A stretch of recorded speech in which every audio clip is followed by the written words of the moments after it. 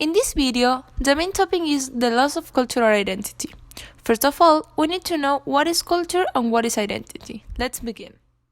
Firstly, when talking about culture, we can say that it's a term that refers to a large and diverse set of mostly intangible aspects of our social life.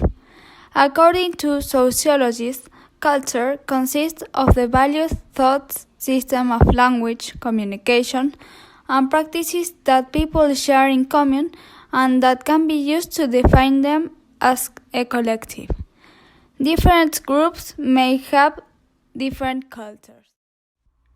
Secondly, identity is defined as the qualities, beliefs, personality, looks, and expressions that make a person or group. One can regard the categorizing of identity as positive or as destructive.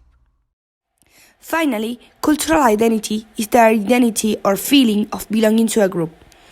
It is part of a person's self-conception and self-perception and is related to nationality, ethnicity, religion, social class, generation, logically, or any kind of social group that has its own distinct culture. So, let's talk about what is the loss of cultural identity.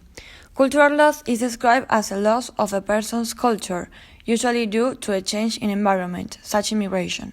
When an individual attempts to merge many different cultures into one, the individual ends up with no culture at all.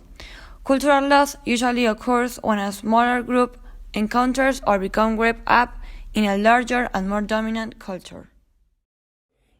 In conclusion, we know that the 21st century is a century of globalization where all societies with different cultures live together. This is sweeping away of traditional and cultures of today's society, affecting changes in the behavior and thinking of people of a different society. So, what will you do? Are you going to stay and do nothing, or are you going to get loud? It depends on you.